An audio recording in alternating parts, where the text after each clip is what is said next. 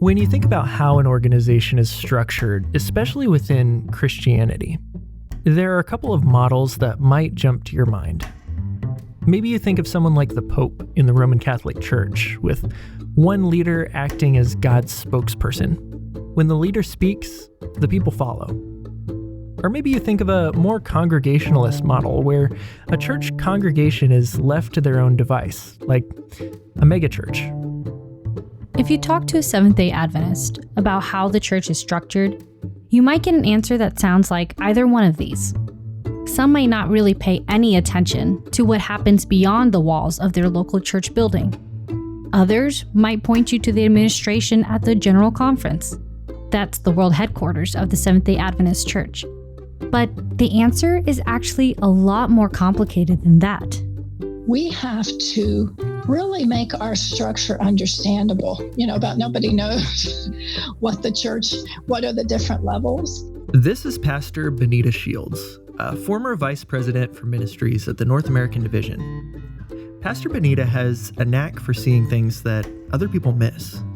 This probably comes from spending years as one of the only women in the room, as both a pastor and a church administrator. Most people are so confused about the structure of the church, and there are parts of it too that we as leaders are confused. And if we're confused, how do we expect our church members to understand it? I'm Kaleb Eisele. And I'm Nina Vallado. This is How the Church Works, a deep dive into the inner workings of the Seventh-day Adventist Church and why you should care.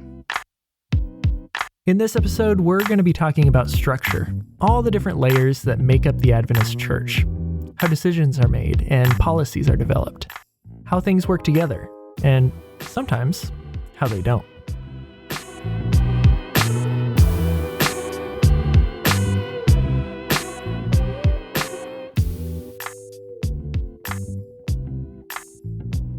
When we talk about the Seventh-day Adventist Church structure, there's a lot of moving pieces beyond the local church.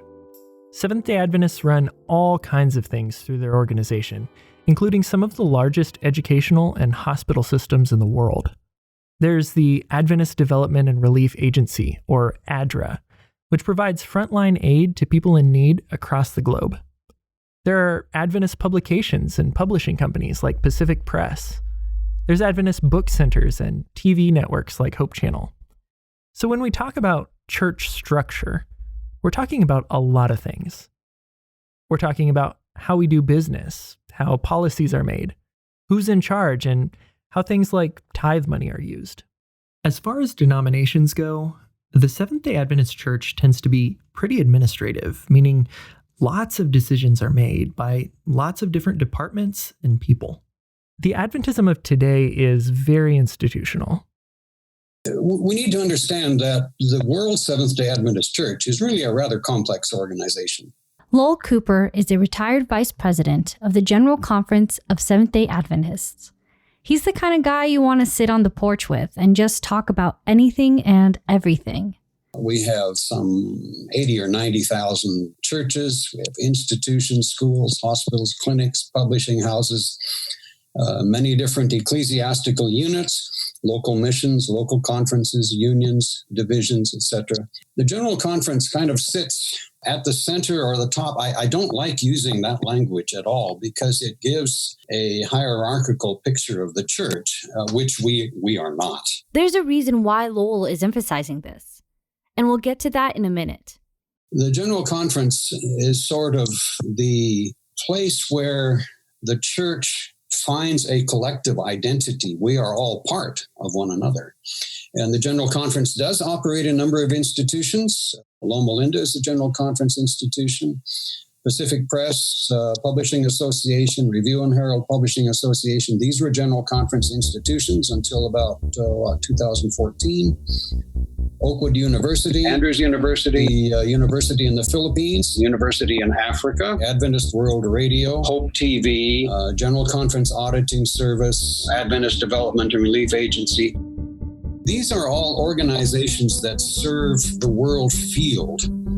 And as such, they are hosted, supported, created by the General Conference in order to serve the world field.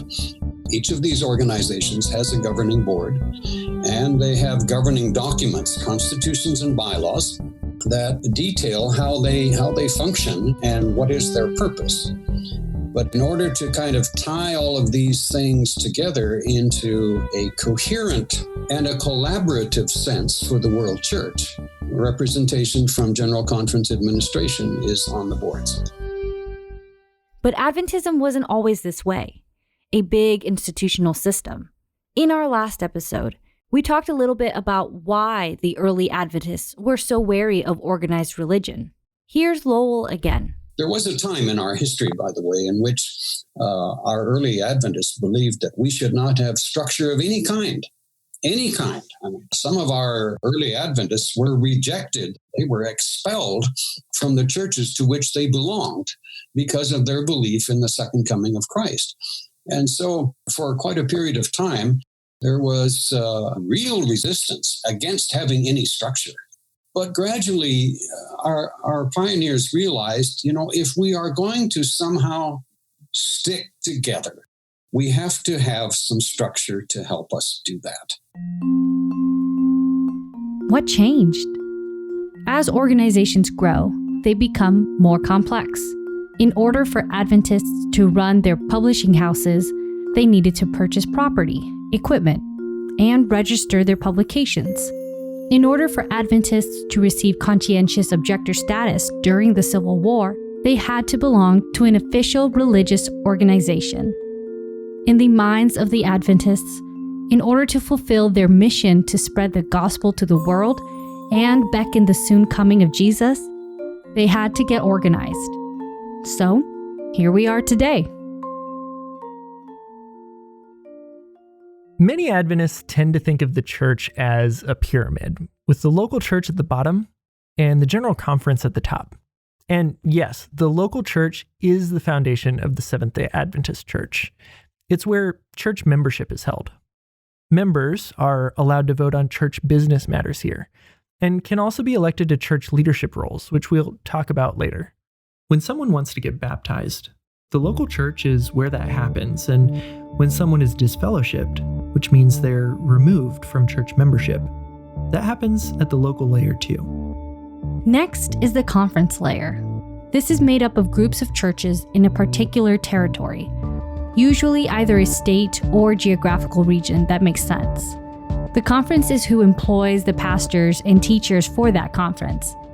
And this is also the layer that collects something called tithe, which is money used to maintain the church. There's a lot more to the story of our tithe system, and we'll get into that in a later episode. A group of conferences makes up a union. Not only do unions support the conferences in their territory, they also oversee Adventist colleges and universities, and the operations of clinics, hospitals, media ministries, and other special entities. The last layer is the General Conference, which is the world headquarters of the Seventh-day Adventist Church. The General Conference is split into 13 division seats that oversee mission in their territory. The divisions aren't technically their own layer. They're part of the General Conference. There is also the General Conference session, which meets every 5 years to do things like elect officers for the GC and division offices, vote changes to the official church manual, and approve changes or additions to the fundamental beliefs. The GC session is the highest authority in the church. All the policy that governs how the church runs, from how people are elected to how tithe is spent, is voted through this body. To really understand how this works, let's use us as an example. Nina, our producer Heather, and I all live in the Portland, Vancouver area in the Pacific Northwest. But we all go to different churches. Our churches belong to the same conference, though, the Oregon Conference, which oversees churches in Oregon and a few in southern Washington. The Oregon Conference belongs to the North Pacific Union, which also includes Washington, Montana, Idaho, and Alaska. The NPUC, North Pacific Union, is part of the North American Division, which supports unions in the United States and Canada, as well as other territories like Guam and Bermuda. Now, you can start to see why people might visualize the Adventist church structure like a pyramid. But is that really an accurate representation? Are the people on top of the pyramid in charge of the people below? Or is it a reverse pyramid with the power resting at the local church? From our conversations, it seems like Seventh-day Adventism isn't really either. It really is more like an ecosystem. It's an interconnected community of organisms and systems that influence each other directly and indirectly. And if one part of that ecosystem fails or takes over, the system can have serious issues. Let's go back to Lowell Cooper again. There is no place in Seventh-day Adventist church structure that has final authority in everything. Not at the General Conference, not at the local church, nowhere in between in our spectrum of organizational structure. We have distributed authority, and because of that, we are very interdependent. We're not hierarchical, nor are we congregational, although people might find some elements of those two extremities of church polity. There may be some elements, but basically we are very interdependent. The authority of the local church, for example, the final authority of the local church, is to admit members or to discipline members. It's only a local church that can decide whether or not I can be a member. Interlocking and interdependent is probably the best way to describe how the various layers of the church work together. And Lowell Cooper wasn't the only one who voiced this sentiment. Even most of the people who had a lot to say about the holes in the system never framed it as something where one level of leadership held all the power.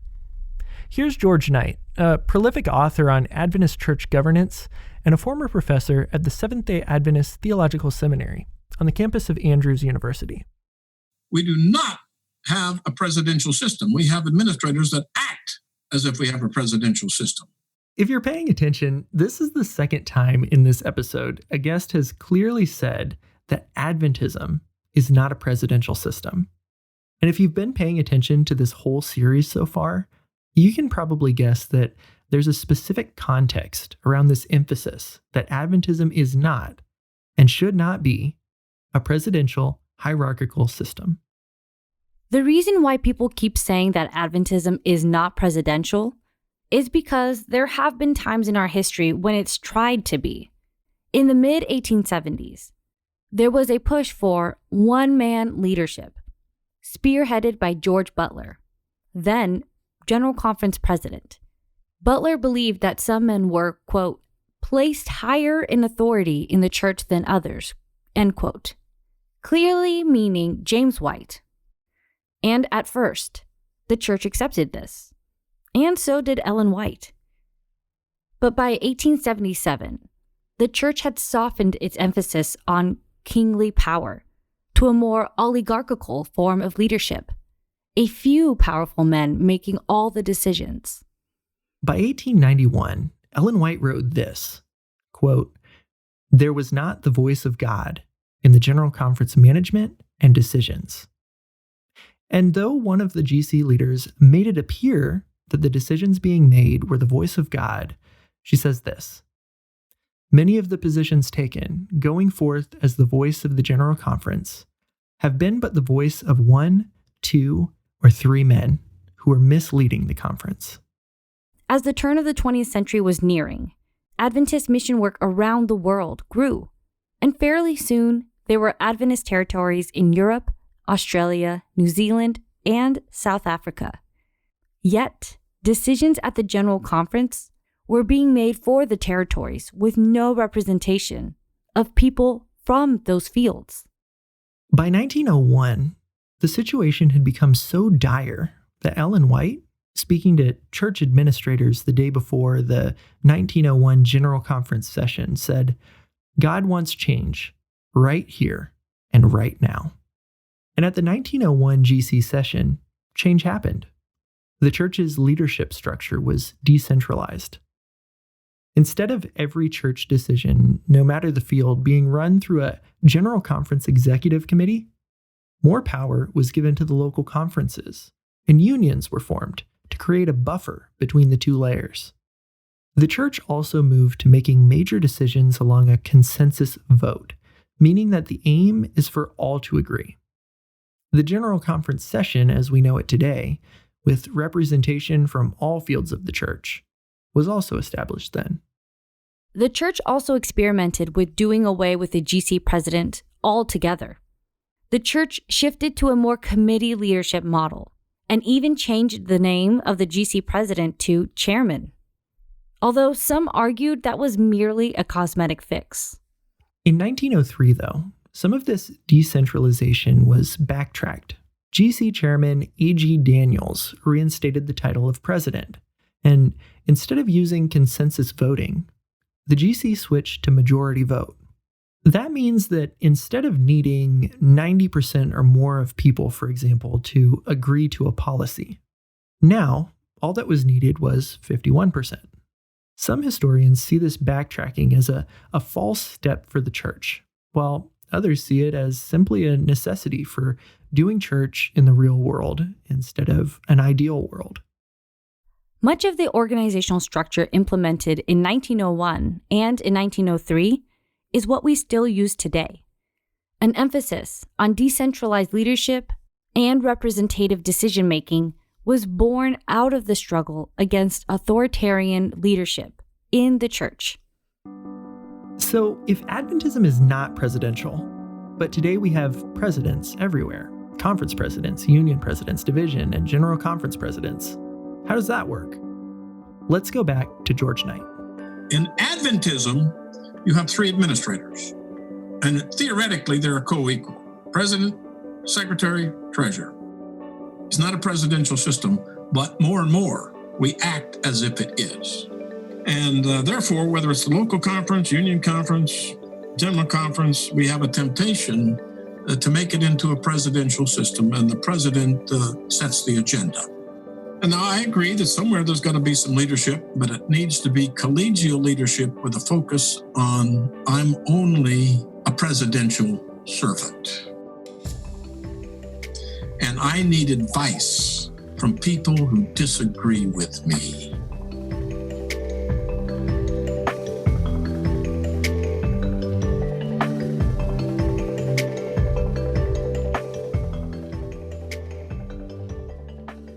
So with something this huge and, let's be real, cumbersome, how are decisions actually made?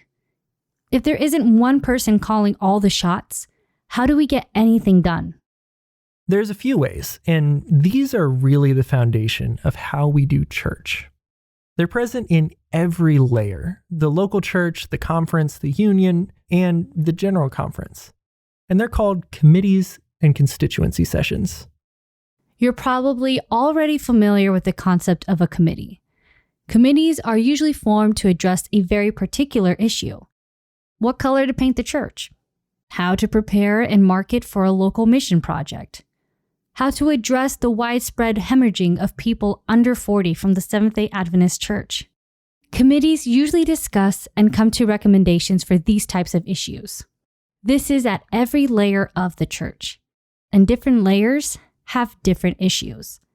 A very common committee at the local church level is a nominating committee, which is the group that recommends people to local church leadership positions. There are nominating committees for the leadership and administrative positions in all the other layers of the church too. And at the local church, the people who are elected by the nominating committee to certain positions, like Sabbath school director or head elder, are automatically members of the church board. The church board is where important decisions about the local church are made. While not every church member has a vote on the board, church board meetings are generally open to all members to attend.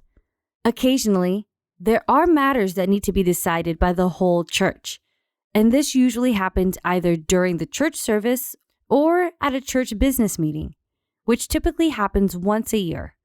This includes approving transfers of membership, welcoming people into membership through profession of faith or baptism, approving the church budget, and church discipline.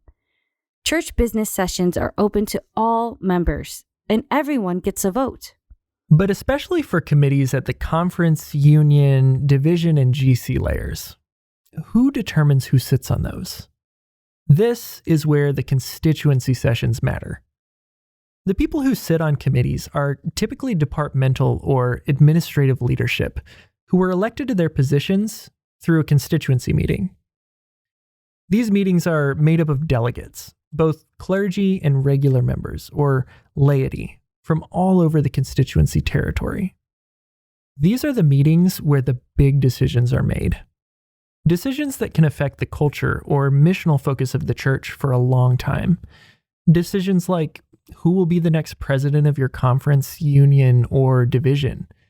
It's also where we decide on policy changes or changes to the rules and regulations of the constituency, called bylaws. Constituency meeting starts at the conference layer. Each church nominates one or more representatives, and that depends on the church membership numbers. And the people who go are usually someone who has already been involved in these types of roles at the local church layer. The best known example of a constituency meeting in the Adventist Church is the General Conference session, which we mentioned earlier. This is different than the General Conference headquarters. The GC session happens every 5 years and includes thousands of delegates from every single division and union territory in the world. And the number of delegates is determined mostly by membership numbers of that territory. This is where the most far-reaching decisions of the church are voted on, including things like changes to the fundamental beliefs, working policy, who will be the next GC and division officers, and notoriously, if divisions should be allowed to ordain women to pastoral ministry, which was voted on in 2015 to a 41 to 58% split on a no vote. But that's a whole other story. Between constituency sessions, which can be years apart depending on the bylaws of a particular territory, decisions are voted on by the executive committee, which is made up of the leadership elected by constituencies. This can all seem kind of complex and boring, but we're spending time on it because this is really important for us to understand. Committees and constituency meetings are where some of the most important decisions about the church are made. This is where policy is shaped and decisions are made according to that policy. And though the term policy can feel rigid and devoid of the Holy Spirit, maybe it's exactly the opposite. When we talk about policy, it sounds very rigid and strict. It is not a very comfy word, but, the purpose of policy for the church organization is to protect the church organization from autocratic and erratic leadership. Kyoshin is the executive secretary of the North American Division. He's an expert on policy and church dynamics, and he spent a lot of time helping us to understand the role and scope of policy in the church. Let me put it this way. A recommendation for new policy or the revision of the existing policy comes to us from every direction. It comes from local conference, also union or various denominational entities, also including North American Division departments. And those recommendations are reviewed by various committees, such as Policy Review Committee, and the division and union officers, and it is finally ultimately approved by the North American Division Executive Committee at year-end meeting. The reason I'm saying that is that the policy is dynamic. It is not fixed, although it is fixed in writings, but it is dynamic and can be amended. When we think about policy, it is something that is written on stone, and so something that can be changed. No, that's not the case. We are an organic unity, and this policy is dynamic and can be amended. This is why our representative form of group decision-making is actually pretty amazing. Working together is hard, but it creates a better outcome for all of us. Conflict, is an unavoidable. when human beings get together, even for a common purpose that, we as a religious organization may have. We come from different cultural background, with a different emotional set. We come from many different geographical backgrounds.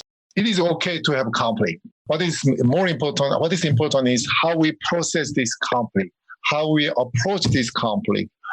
Whether we approach this conflict with love and Christ-likeness does matter, and will contribute to its outcome. Anytime that there's been pivotal changes in our church's history, they happened officially through these types of decision-making bodies. Just last year, a special session of the General Conference Executive Committee was held to elect someone to the newly vacated North American Division position, which was open due to Dan Jackson retiring. While making this podcast, we actually had the chance to interview Alex Bryant, the newly appointed president of the North American Division. And he said this: if you understand how things work at the local church level, it's almost identical at every other level of the church. For example, we use a nominating committee process to elect a local church elder, a local church deacon, a local church usher, a local church youth leader. We use the exact same nominating committee process to elect the General Conference president and all the positions in between. Let's bring back Pastor Bonita Shields, who we heard from at the beginning of the episode. Committees are good things. I mean, sometimes too much of a good thing can be bad for you. Really, committees gives us, number one, an opportunity to connect, to find out, the left hand, what the right hand is doing. It gives us an accountability system rather than me just saying, okay, I'm going to spend $1.5 million on this project. It allows us to come together to have that accountability and even to have the guidance. Okay, have you thought about this? Have you thought about that?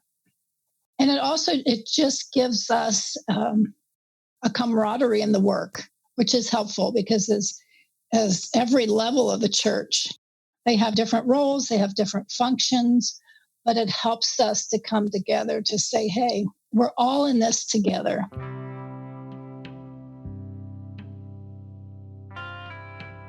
Committees and constituency sessions allow for a certain amount of accountability and democracy that a top-down system wouldn't.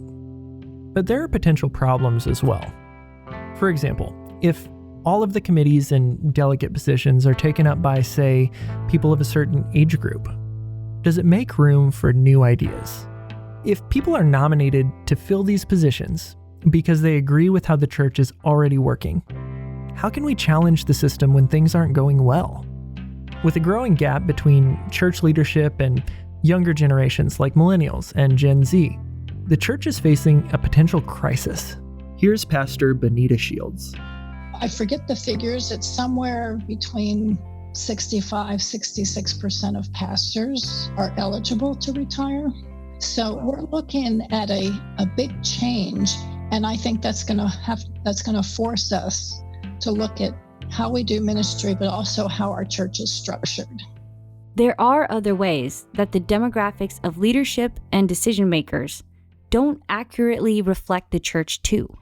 For decades, Black Adventist leadership was kept out of decision-making conversations, committees, and constituencies.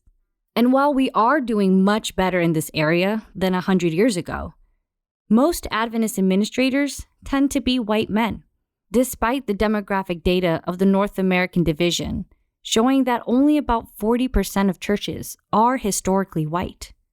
While the NAD does have an intentional drive to have diverse administrative leadership teams, the truth of the matter is that white men are far more likely to have access to the mentorship and support that feeds the leadership pipeline. There's a complex history that contributes to this, and we'll hear more about that in episodes 5 and 6.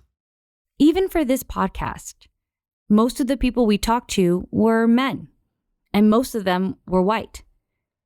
Further, women in ministry often face unique challenges, not because it has something to do with their gender, but because the church and each of its congregations have varying degrees of animosity or support for women who are called to pastoral and other forms of leadership. Now, we need to be really clear here. Although there are some groups of Adventists that believe women are not biblically allowed to be pastors, officially, the General Conference supports women as deacons, elders, pastors, and administrators. The General Conference policy, however, does not allow for women to be ordained as their male counterparts. Instead, they're commissioned, which is basically the same as ordination, with a few major exceptions. And all pastors are paid on the same pay scale, regardless of conference, position, race, or gender. But because certain leadership positions can only be held by ordained ministers, mainly conference, union, division, and general conference presidential positions, female pastors often face constant scrutiny over their calling to ministry. But there are some things we do really well. The Adventist Church isn't the only denomination to use a representative form of governing.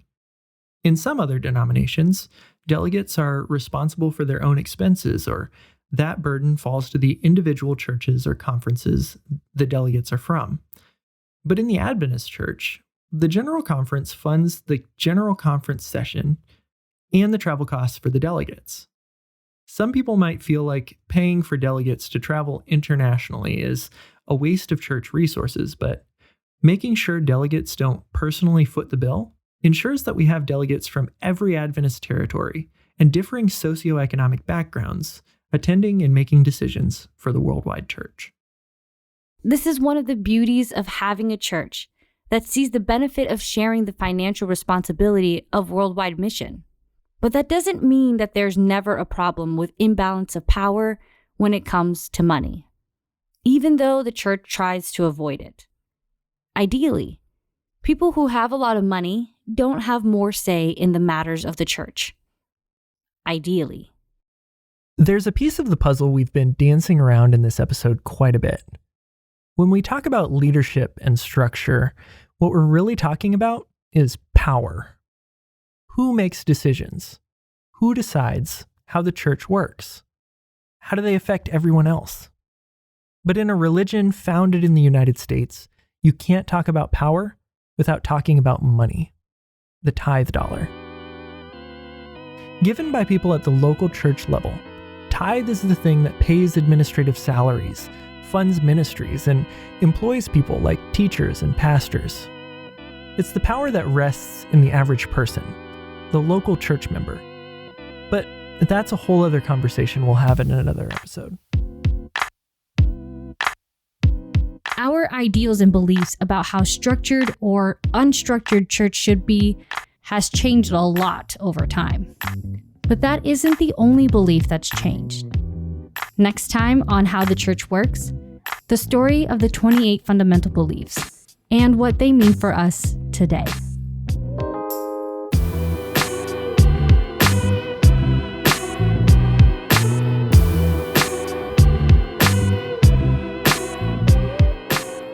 How the Church Works is hosted by Nina Vallado and Kaleb Eisele. Thank you to our guests this week, Bonita Shields, Lowell Cooper, George Knight, Kyoshin and Alexander Bryant.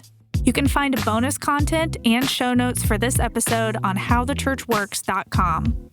This episode was written by Kaleb Eisele with help from Heather Moore, and it was produced by me, Heather Moore. All episodes are edited and mixed by the multi-talented Nina Vallado. Our logo design is by Brittany Colby, website and social media by Chelsea Ernina. Thank you to our tech and equipment expert, Stephen Husett. The show is executive produced by Adam Finner, Heather Moore, Kaleb Eisele, and Nina Vallado. Special thanks to the North American Division and the Adventist Learning Community for making this podcast possible. Have something to say? Email us at hello@howthechurchworks.com.